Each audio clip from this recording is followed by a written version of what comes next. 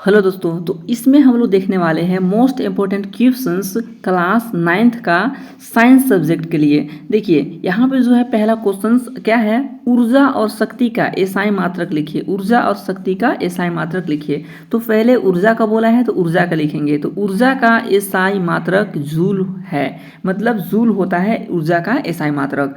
और किसका, शक्ति का, तो शक्ति का एसआई मात्रक वाट होता है। तो यहाँ पे शक्ति का एसआई मात्रक क्या होता है, वाट। तो ये हो गया क्वेश्चन, ठीक है। अब नेक्स्ट क्वेश्चन क्या बोल रहा है, देखिए यहाँ पे नेक्स्ट क्वेश्चन क्या है। तो इसमें है किसी ध्वनि तरंग की तरंग दैर्घ्य तथा आवृत्ति उसके वेग से किस प्रकार संबंधित है। मतलब किसी ध्वनि तरंग दैर्घ्य तथा आवृत्ति और उसके वेग से किस प्रकार संबंधित है। तो देखिए यहाँ होगा माध्यम।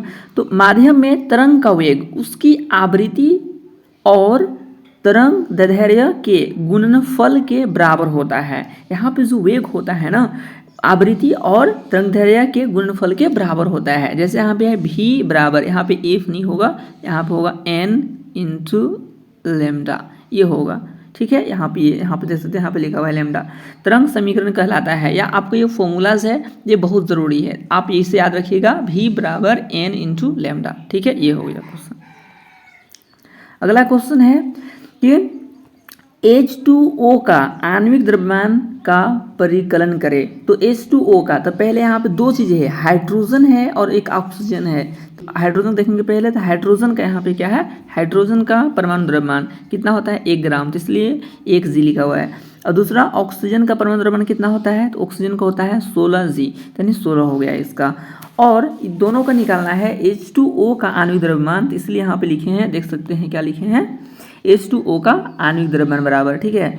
देखिए हाइड्रोजन यानी H2 कै गो है, 2 गो है। तो हाइड्रोजन का परमाणु द्रव्यमान कितना होता है, 1, तो इसलिए यहाँ पे 1 लिखे हैं। और गुना हाइड्रोजन कै है, 2 गो है, तो इसलिए यहाँ कितना 2 से गुना किए, देख सकते हैं यहाँ पे 2 से गुना किए हैं। और उसी तरह से 16 होता है ऑक्सीजन का, तो यहाँ पे लिखे हैं 16। ऑक्सीजन कै है, 1 है, इसलिए 1 से गुना किए हैं, ठीक है। अब इसको सॉल्व किए, 2 गुने 1 तो आया यहाँ पे 2, और 16 एकम 16, 16 एकम 16 दोनों जोड़ दिए तो 18 U, यानी H2O का आणविक द्रव्यमान कितना हो गया, 18 U हो गया। अब नेक्स्ट क्वेश्चन देखते हैं। देखिए क्या है, 1 मोल से आप क्या समझते हैं, यानी 1 मोल से आप क्या समझते हैं। देखिए किसी पदार्थ में, ठीक है, किसी पदार्थ में उपस्थित कणों की संख्या को मोल कहते हैं, ठीक है। यानी किसी भी पदार्थ में उपस्थित कणों की संख्या को मोल कहते हैं। और 1 मोल बराबर 6.00 गुने 10 पे पावर 23 होता है, ठीक है। ये हो गया आपका 1 मोल। और दूसरा क्वेश्चन, नाइट्रोजन स्थिरीकरण किस जीवाणु के द्वारा किया जाता है। तो देखिए नाइट्रोजन स्थिरीकरण जो किया जाता है वो होता है राइजोबियम जीवाणु के द्वारा किया जाता है। इसको और भी आप एक बोल सकते हैं, वो होता है एजोटोबैक्टर, ठीक है, एजोटोबैक्टर के द्वारा भी किया जाता है। अब नेक्स्ट क्वेश्चन क्या है, एड्स नामक बीमारी किस विषाणु के कारण होता है। एड्स नामक बीमारी किस विषाणु के कारण होता है, तो वो होता है HIV, यानी HIV नामक विषाणु के कारण होता है एड्स, ठीक है। यहाँ पे लिखा हुआ है एड्स HIV नामक विषाणु के कारण होता है। इसमें आंसर क्या है, एगो है वो HIV, ठीक है। अब दूसरा क्वेश्चन देखिए क्या है, वायुमंडल में कितने प्रतिशत नाइट्रोजन गैस पाई जाती है। वायुमंडल में कितने प्रतिशत नाइट्रोजन गैस पाई जाती है, तो वो है 78%, यानी वायुमंडल में नाइट्रोजन गैस 78% पाई जाती है। और यह गैस हमारे वायुमंडल में सबसे ज़्यादा मात्रा में पाया जाता है, सबसे ज़्यादा मात्रा में पाया जाता है nitrogen gas. Next section B का कौन सा क्वेश्चन से, देखिए पहला क्या है, इसमें है 1 जूल को परिभाषित कीजिए और उस भौतिक राशि का नाम बताइए जिसका एसआई मात्रक जूल है। तो पहले हम 1 जूल को परिभाषित करेंगे। तो 1 जूल क्या होता है, देखिए तो यहाँ पे है, जब किसी वस्तु पर, ठीक है, जब किसी वस्तु पर 1 न्यूटन बल लगाने से 1 मीटर का विस्थापन होता है तो उसे 1 जूल कार्य कहते हैं, ठीक है।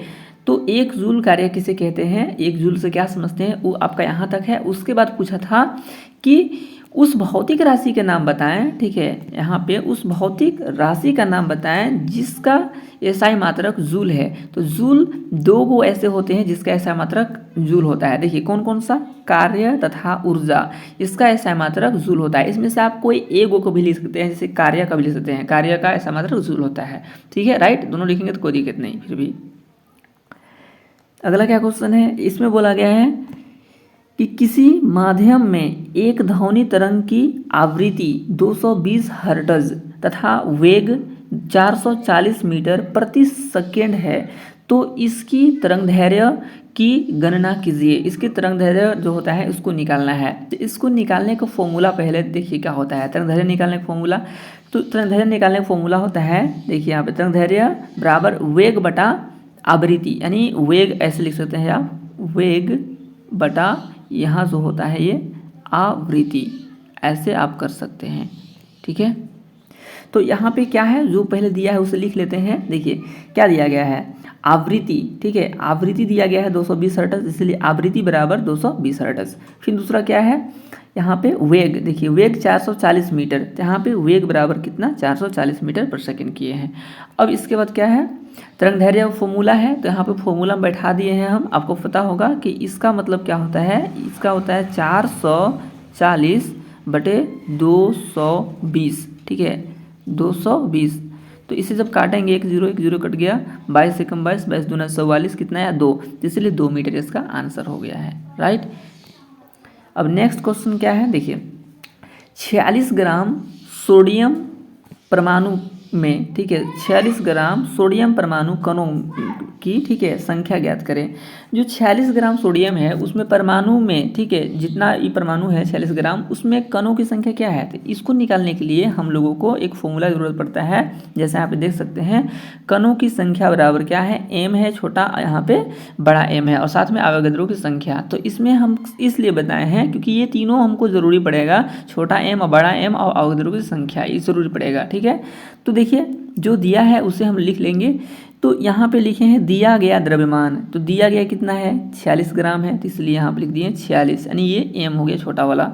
अब दूसरा क्या है, सोडियम का मोलर द्रव्यमान, जो बड़ा एम होता है उसको बोलते हैं मोलर द्रव्यमान। तो सोडियम का कितना होता है द्रव्यमान, 23 यू, यानी 23 होता है, तो सोडियम का 23 हो गया। अवोगाद्रो की संख्या क्या होता है, तो यहाँ पे देख सकते हैं ये फिक्स मान होता है इसका 6.022 इंटू 10⁻23, ठीक है, ये फिक्स होता है। अब हमको निकालना था कणों की संख्या, तो यहाँ पे कणों की संख्या बराबर फॉर्मूला है हमारा, यहाँ पे देख सकते हैं, यहाँ पे देखिए छोटा एम बटा बड़ा एम गुने अवोगाद्रो की संख्या। तो इसमें हम बैठा दिए हैं, यहाँ पे देख सकते हैं छोटा एम कितना था 23 था, तो यहाँ 23 लिख दिए, मतलब छोटा एम कितना था 46 था, तो 46 हो गया। अब बड़ा एम कितना था 23, तो यहाँ पे 23 लिख दिए हैं, और अवोगाद्रो की संख्या जो था वहाँ लिख दिए हैं, ठीक है। अभी 23 से कम 23, ठीक है, 23 दूनी 46 से काट दिए, कितना आ गया, यहाँ पे देख सकते हैं कितना 2 गुने, यहाँ पे जो ये दशमलव है पॉइंट है, ये देखिए ये वाला, ठीक है, इसी में गुना करना है। 10 पे पावर जो है 23, इस पे गुना नहीं करना है, केवल इतना से इतना गुना करना है। और जब इतना से इतना गुना करेंगे तो यहाँ पे कितना आएगा, सो देख लीजिए, यहाँ पे बैठाए हैं, यहाँ पे देखिए वहाँ पे कटा था, इससे कम 23 दूना 46, यहाँ पे कितना है 2, और 2 से इसमें गुना कर दिए तो कितना गया 12.044 10 पे पावर 23 हो गया, ये आंसर। अगला क्या है, देखिए यहाँ पे बहुत बच्चे लोग कन्फ्यूज़ होते हैं कि यहाँ पे टॉमसम होगा कि थॉमसम होगा। तो किसी बुक्स में थॉमसम रहता है तो किसी बुक में टॉमसम रहता है। देखिए क्या है, थॉमसम के परमाणु मॉडल की व्याख्या करें। जो थॉमसम होते हैं वो जो है उनके परमाणु मॉडल जो है उसको व्याख्या करना है, ठीक है। तो उसका परमाणु मॉडल क्या था, देखिए उनका जो परमाणु मॉडल था वो ये था। थॉमसम के परमाणु मॉडल के अनुसार परमाणु एक धन आवेशित गोला होता है।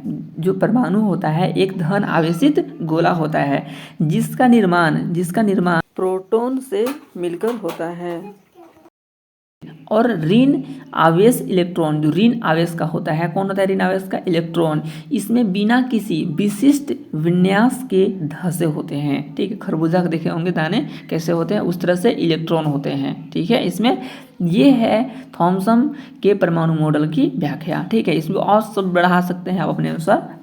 चलिए नेक्स्ट क्वेश्चन, क्या है यहाँ पे 0.5 मोल ऑक्सीजन के अणु का द्रव्यमान क्या होगा। ठीक है, तो यहाँ पे जो दिया है 0.5 मोल, तो क्या है मोल है, तो इसलिए मोलों की संख्या 0.5। और किसका ये है, ऑक्सीजन का है, तो ऑक्सीजन का होता है O2 होता है, तो इसका मोलर द्रव्यमान निकालना होगा। तो ऑक्सीजन का मोलर द्रव्यमान निकालने के लिए यहाँ पे देख सकते हैं क्या है, ऑक्सीजन का परमाणु द्रव्यमान कितना होता है 16, और ये O2 यानी ऑक्सीजन क्या है 2 है, इसलिए 2 से गुना किया, 16 दूना 32, तो 32 U हो गया।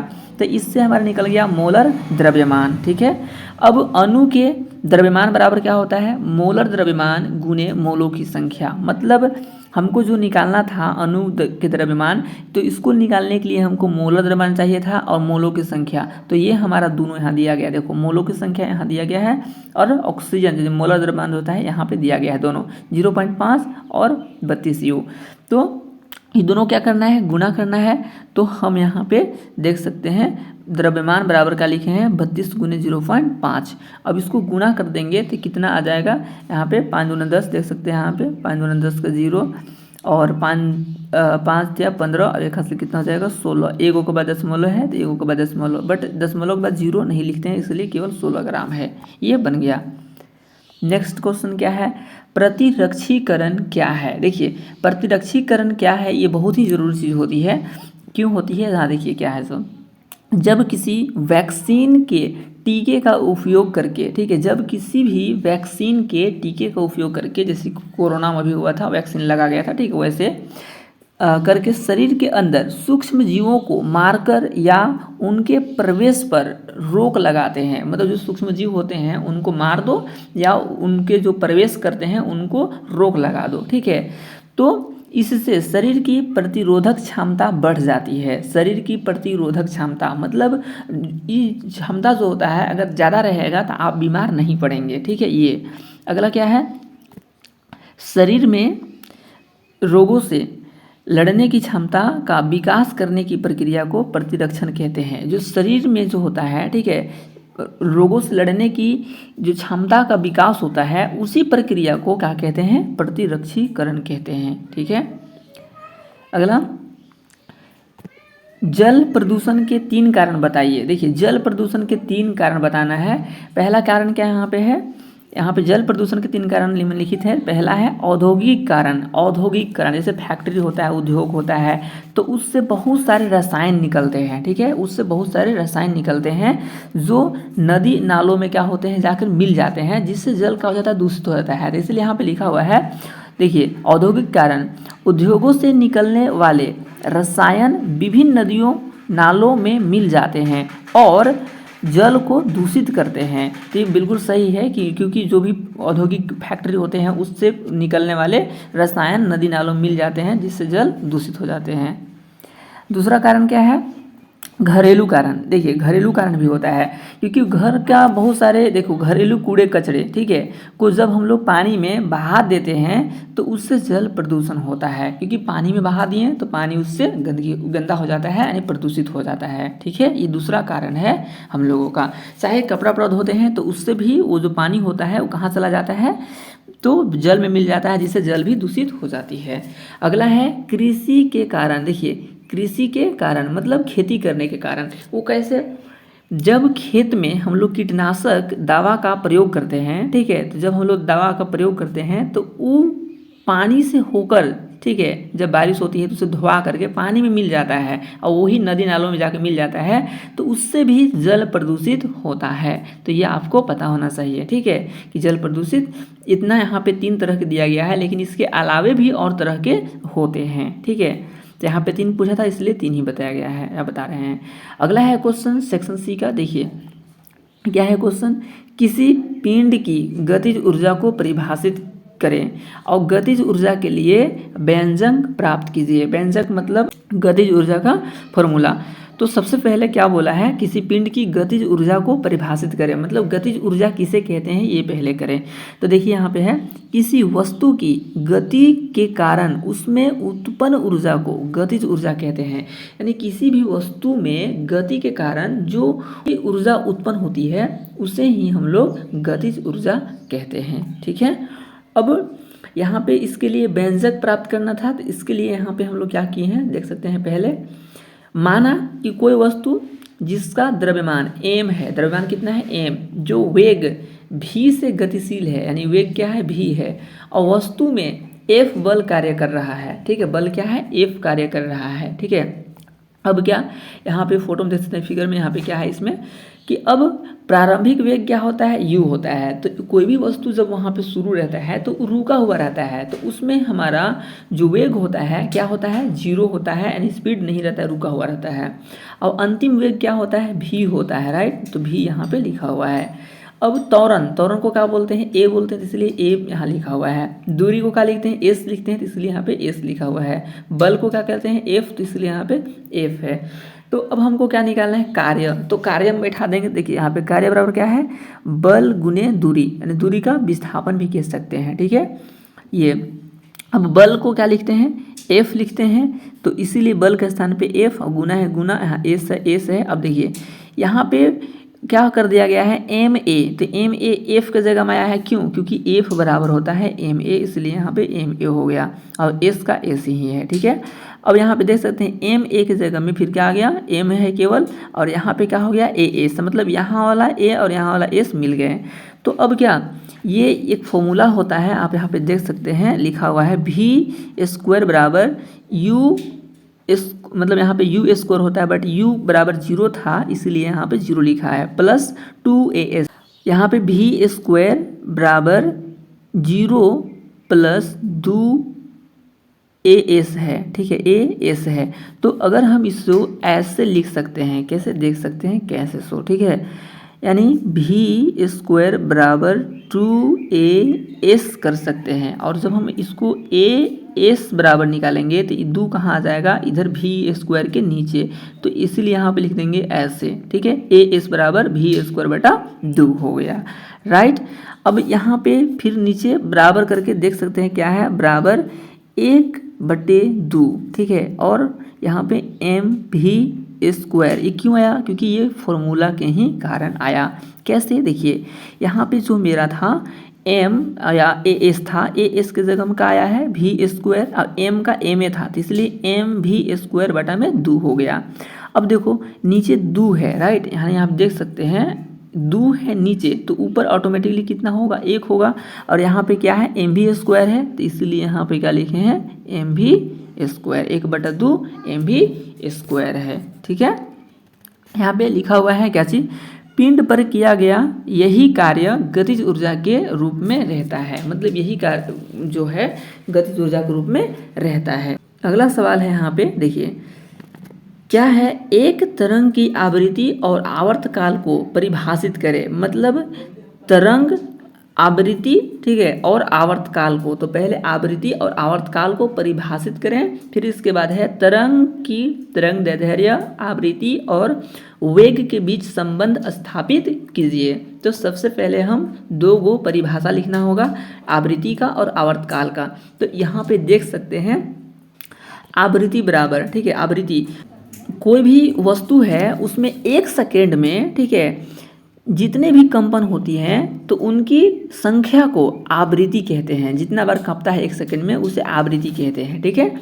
और आवृत्ति का एसआई मात्रक हर्ट्ज होता है, जिसको hz से लिखा जाता है, ठीक है।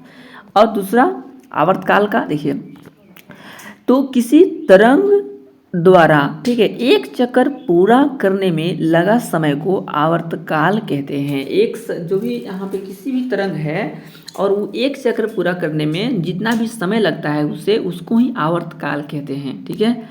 और यहाँ पे देख लीजिए, अब अगला क्वेश्चन परिभाषा लिख दिए, दोनों को परिभाषित कर दिए। अब इसके लिए व्यंजक जो संबंध था वो देखना है, ठीक है। तो सबसे पहले माना किसी तरंग का तरंग दैर्ध्य लैम्डा है, ठीक है, ये हो गया, जो भी वेग से गतिशील है, यहाँ पे देख सकते हैं फिगर है, ठीक है, ये है, और इसमें ये जो खींचा हुआ है ये देख सकते हैं, ये वाला ये क्या है, ठीक है, ये है आवृत्ति, राइट। और ये जो है आपको यहाँ पे भी जो दिखाया गया है ये क्या है गतिशील है वेग से, यानी चल रहा है ये, यहाँ पे लैम्डा है यानी ये वाला, ठीक है, ये। और तरंग वेग का हमको संबंध देखना है क्या है इससे। तो तरंग वेग बराबर होता है तरंग दैर्ध्य यानी लेमडा और बटा में यहाँ पे क्या है आवर्तकाल यानी टी, यानी यही वाला सेम है यहाँ पे। देखिए भी लेमडा टी है तो इसीलिए यहाँ पे लिखा हुआ है भी बराबर लेमडा टी, यानी ऐसे। यहाँ पे थोड़ा साफ नहीं दिख रहा होगा तो इसलिए ये देखिए भी बराबर क्या होता है लेमडा बटा में टी यानी समय आवर्तकाल। ठीक है, तो ये समीकरण क्या हो गया हमारा एक हो गया। तो इस तरह से ये हो गया राइट। और हम जानते हैं देखिए, और हम जानते हैं कि आवृत्ति यानी लेमडा जो होता है अनुदैर्ध्य इसका बराबर क्या हो जाएगा। तो लेमडा बराबर जो है यहाँ पे एक बटा में टी हो जाएगा। एक बटा में क्या हो जाएगा टी। तो लेमडा बराबर एक बटा में यहाँ पे देख सकते हैं लिखा हुआ है टी राइट, एक बटा में टी। तो अब समीकरण एक से क्या हो गया। तो समीकरण एक से यहाँ पे देख सकते हैं भी बराबर लेमडा बटा में क्या है टी है। ठीक है, लेमडा बटा में एक सेकेंड भी बराबर लेमडा बटा में टी राइट, ये हो गया। तो अब इसके यहाँ पे क्या हम कर सकते हैं एक बटा टी कर सकते हैं, एक बटा टी राइट। और एक बटा टी हो गया और एक बटा टी बराबर यहाँ पे खुद देख सकते हैं आप लोग भी बराबर क्या है लेमडा बटा टी बराबर एक बटा टी भी बराबर आ जाएगा। ठीक है, तो ये भी बराबर का आ जाएगा भी इंटू लेमडा, यहाँ पे जो गोल में लिखा हुआ है ये हो गया। ठीक है, तो इसे आप एक दो बार देख लेंगे तो आपको समझ में आ जाएगा क्योंकि ये फॉर्मूला से ट्रांसफॉर्म किया जाता है। ठीक है, अगला सवाल क्या है देखिए, किसी यहाँ पे मतलब ए में है समस्थानिक से आप क्या समझते हैं। समस्थानिक से आप क्या समझते हैं उदाहरण के साथ व्याख्या करें। तो पहले हम बताते हैं समस्थानिक से हम लोग क्या समझते हैं वो देखिए। पहला तो वैसे तत्व जिनकी परमाणु संख्या बराबर होती है परंतु परमाणु द्रव्यमान बराबर नहीं होती है उसे समस्थानिक कहते हैं। ठीक है, ये हो गया समस्थानिक का परिभाषा हो गया। ठीक है, यानी इससे हम लोग क्या समझते हैं। अब उदाहरण जैसे कि आप देख सकते हैं जैसे हाइड्रोजन के 3 समस्थानिक होते हैं, पहला प्रोटियम, दूसरा ड्यूटेरियम तथा तीसरा होता है ट्राइटियम। तो ये 3 क्या है समस्थानिक है। अब ये क्वेश्चंस का आंसर हो गया। अब दूसरा क्या क्वेश्चन बोला है बी में, इसमें बोला है समस्थानिक के कोई 3 उपयोग लिखिए। समस्थानिक के 3 उपयोग लिखना है। तो यहाँ पे समस्थानिक के 3 उपयोग देखिए, समस्थानिक के 3 उपयोग। पहला क्या है कैंसर के उपचार में कोबाल्ट समस्थानिक का उपयोग किया जाता है। अगर इसमें देखा जाए तो 2 ही शब्द में आंसर है, पहला कैंसर का, दूसरा कोबाल्ट। यानी कैंसर का उपयोग जो उपचार होता है मतलब कैंसर उपचार करने के लिए किया जाता है, कौन सा कोबाल्ट का यूज किया जाता है। ठीक है, कैंसर और कोबाल्ट का हो गया पहला, कैंसर का उपचार कोबाल्ट समस्थानिक का किया जाता है इस्तेमाल। अगला है घेंघा रोग के इलाज में आयोडीन के समस्थानिक का उपयोग किया जाता है। यानी घेंघा रोग के इलाज के लिए आयोडीन समस्थानिक का उपयोग किया जाता है। दूसरा अगला क्या है यहाँ पे परमाणु भट्ठी में ईंधन के रूप में यूरेनियम के समस्थानिक का उपयोग करते हैं। तो यहाँ पे 3 उपयोग हमको पता चला। पहला कैंसर का उपचार होता है वो कोबाल्ट के समस्थानिक के द्वारा होता है, और घेंघा रोग का इलाज होता है वो आयोडीन के द्वारा होता है, और परमाणु भट्ठी में जो उपयोग किया जाता है ईंधन वो होता है यूरेनियम का। ठीक है, अगला क्वेश्चन है जल चक्र का आरेख चित्र बनाते हुए व्याख्या करें। जो जल चित्र होता है उसको आरेख बना करके हम लोगों को क्या करना है व्याख्या करना है, बताना है। तो पहले हम यहाँ पे आपको दिखा देते हैं जल चक्र आरेख का एक फोटो। ठीक है, ये देखिए इसमें क्या है पहाड़ पर्वत है, बारिश उरिश सब हो रहा है। ठीक है, यहाँ से पहाड़ में बारिश हुआ तो ये पानी कहाँ आ गया नदी से होते हुए, देख सकते हैं यहाँ पे ये नदी नाले से होते हुए पानी कहाँ गया, इस समुद्र बनाया हुआ है इसमें आ गया पानी। ठीक है, और इसमें जब आता है तो ये भाप बनता है, वाष्पीकरण होता है।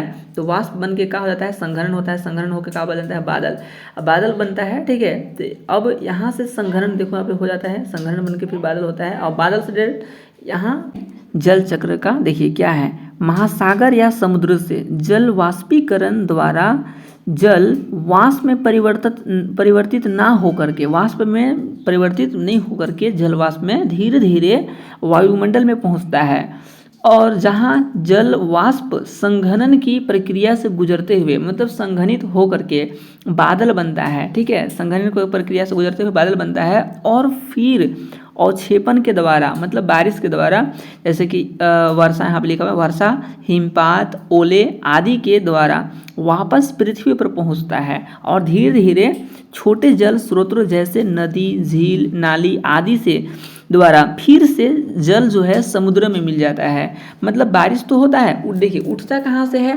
बारिश समुद्र से उठता है, और फिर सारा कहाँ जाता है, समुद्र में ही चला जाता है। इस प्रकार जल चक्र पूर्ण होता है, और जल चक्र हमारे धरती के लिए, धरती की जल की संतुलन को बनाए रखती है, ठीक है।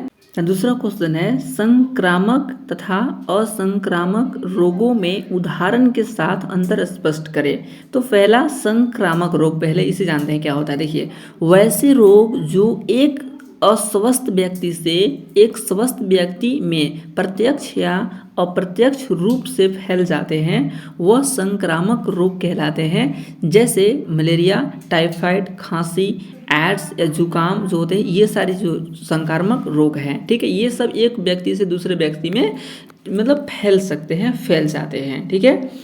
अब दूसरा है, देखिए यहाँ पे क्यों होता है, सो यहाँ पे बताया गया है। यह रोग, ठीक है, रोगी के साथ बैठने उठने, उसके साथ खाना खाने तथा और उसके प्रयोग की गई वस्तुओं को इस्तेमाल करने से फैलते हैं। तो अगर कोई ऐसी बीमारी वाली व्यक्ति है तो उसके साथ बैठने उठने या उसके साथ खाना खाने या उसके प्रयोग की गई वस्तुओं से थोड़ा सा दूर रख सकते हैं, नहीं तो फिर आप में भी फैल सकता है वो, ठीक है।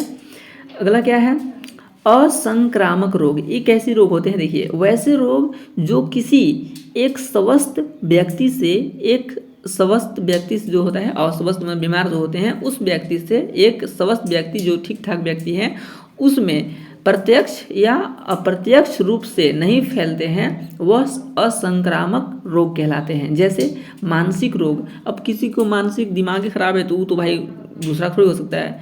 और दूसरा है मधुमेह रोग, ठीक है, या कैंसर, ये सब जो बीमारी हैं ये असंक्रामक रोग होते हैं, ठीक है। तो ये हो गए।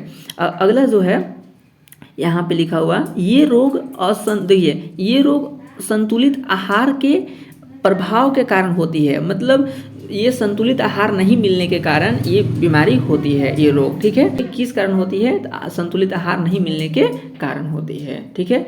तो आई होप कि आपको समझ में आया होगा।